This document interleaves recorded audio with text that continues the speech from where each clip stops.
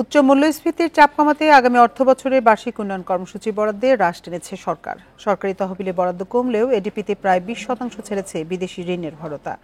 বৃহস্পতিবার শেরেবাংলা নগরে এনএসসি সম্মেলন কক্ষে এডিপি অনুমোদনকালে প্রধানমন্ত্রী বিদেশি ঋণের প্রকল্পে বিশেষ গুরুত্ব দেওয়ার নির্দেশ দেন।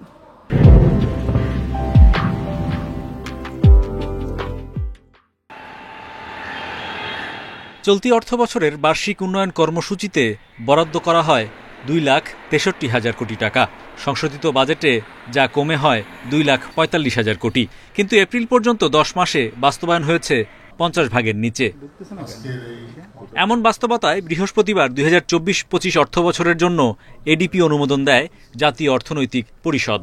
প্রধানমন্ত্রীর নেতৃত্বে এনইসি সভায় এডিপিতে বরাদ্দ রাখা হয় 2,65,000 কোটি টাকা, যেখানে বিদেশি ঋণ থাকছে 1 লাখ কোটি টাকা। চলতি অর্থবছরের সংশোধিত এডিপিতে যা ছিল 83,500 কোটি টাকা।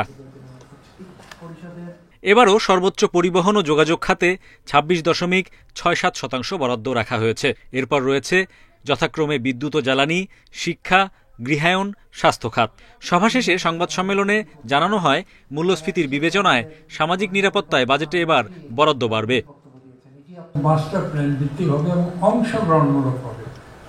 সকলেই কিন্তু প্রাথমিকভাবে তো আমরা এই বিষয়ে কথা বলতে চাই, পরবর্তীতে প্রয়োজন উপজেলা চেয়ারম্যান সাহেবদের একত্রিত করে আমরা কথা বলতে চাই, যাতে তাদের যে লক্ষ্যবস্তু আছে, আশা আকাঙ্ক্ষা আছে, সেগুলো এর মধ্যে সমন্বয় করে আমরা সেগুলোকে বাস্তবায়িত করার প্রকল্প হিসেবে বাস্তবায়িত করার জন্য প্রস্তুত করতে পারি। বলা হয়, এনইসি সভায় প্রধানমন্ত্রী বিদেশে প্রশিক্ষণ নেওয়া কর্মকর্তাদের দক্ষতার সর্বোচ্চ ব্যবহারে গুরুত্ব দিয়েছেন। বৈদেশিক ঋণের আওতায় যেসব প্রকল্প বাস্তবায়িত হচ্ছে সেগুলি উনি নিয়মিত পরিবীক্ষণের জন্য 3 মাস অন্তর অন্তর এখনিককে অবহিত করার একটি নির্দেশনা দিয়েছেন।